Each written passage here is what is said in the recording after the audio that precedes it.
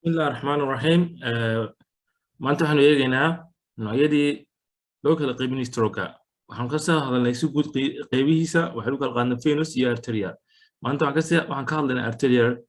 boqolkiiba 99 waa arterial 99ka waxa in ka badan 199ka 15 ka mid ah wax noqonaya hemorrhagic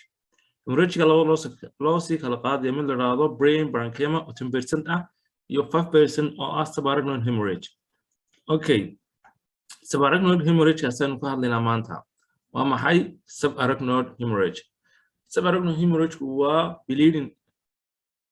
ama burst of blood within the subarachnoid space. Subarachnoid space waa xagee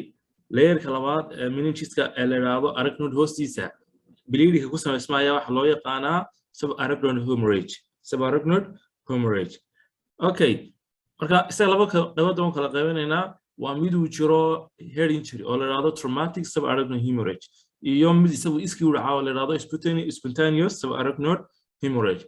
Okay, calaamadaha lagu yaqaano waxa weeyaan ama ugu horeysa number 1 qofka thunderclap ama baseball sudden onset headache kaasoo inta badan qofka ka dareemayo hospitalka wuxuu ku dhacaa wadiisankan wuxuuna biig ku gaaraa wadiisankan waxa uu heliyaa nausea vomiting iyo meningism oo noqonaysa qofkii photophobia iyo neck rigidity inuu yeesho wuxuu geli karaa coma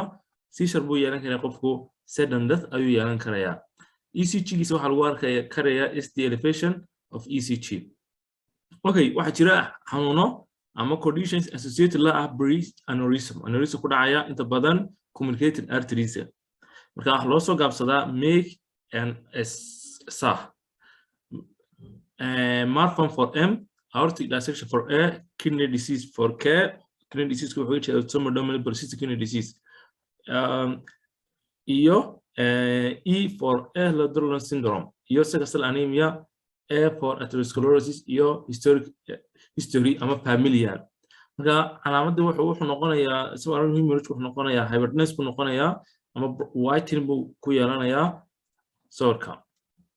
Okay, sida loo confirm gareeyaa waxa loo confirm gareeyaa qofkii CT head in loo diro marka aad ku arkaysaa acute blood ama hypertension ama bright CT kaasoo structureska maskaxda ku kala firqsan 7% ayaan u arag CT scanka 390 kale CT scanka waa lagu arkaa haddii uu qofku leeyahay calaamado typical ah oo subarachnoid space hemorrhage laakiin CT scanku negative yahay qofkii waxaad u sameynaysaa LB ayaa u sameynaysaa waxaana la sameeyaa 12 saacadood kadib لأنه وحلو قلنا إن RBC كتير سياسفك لاش لو سميه لبربريو سيبلوروبيا وصل بحان وحلو يقانو سيتوكروميا ده سي وحينوك الشيء سا وحنينو يا هاي ديك إن بدن شوقي والله سلوك سميه أنا وهاين مركا لو سميني نمر بكتركا ديك كريميد علوك هالسارة تروما ده كتيميد مركا LB لو سميني يو ديك كتير مسكحة مركا تالو confirm gareeyo waxa loo refer gareeyaa neurosurgery ayaa loo confirm gareeyaa. Okay, haddii uu dhaco after spontaneous subarachnoid hemorrhage waxa loo baahan yahay meesha biliir ka socda in la ogaado si lagu ogaanayaa waxa loo dirayaa CT intracranial angiogram ayaa loo dirayaa si loo identify gareeyo side of vascular lesion marka yani aneurysm ba venous malformation ba jira degeneration ba jira sidee wuxuu jiraa hadduu trauma keenana waxa weeyaan the underlying cause-kii iska cad yahay trauma ayaa keentay salo tirgareeya. Okay, haddii spontaneous waxay ku xiran tahay waxyaabaha waxa keenay malformation ba keenay mise aneurysm ba keenay wixii keenay in la diagnose gareeyo hadduu yahay aneurysm yahay riskiga uu dib u dhiigaa aad u badan yahay marka waa in qofkii loo sameeyaa intervention degdega waliba within 24 hours lagu sameeyo. marka inta badan waxyaabaha intercranial aneurysm-kan waxa loo refer gareeyaa neuroradiologist kaasoo xiraya ku sameeynaya loo yaqaano coil haddii aan coil lagu sameyn karin waxa lagu sameynayaa clip waa in maskaxdii la furo oo la xiro aneurysm-kii coil-kuna waxa weeyaan waa in xididka la soo galo oo embolization lagu xiro marka haddii tan suurtagelayso ahlan wa sahlan haddaan suurtagalayn la gaari karin waxa loo sameynayaa clip ayaa loo sameynayaa. Okay, marka inta la tirid garanay aneurysm-ka beeshiku waa inuu sariirta laasimaa waa in BB-giisa si wanaagsan loo regulate gareeyaa waa in laga ilaaliyo qofku inuu uu ducasho sameeyo si looga ilaaliyo riskiga rebleedingka waxa la siinayaa markaa oo laga ilaalinaya waxa la yiraahdaa vasospasm oo qofkii la siinayo nimodobin calcium carbonate la siinaya collateral haddii uu jiro hydrocephalus waxa loo sameyn karayaa si transyada in la furo oo laga darin karo external ventricular darin lagu sameeyo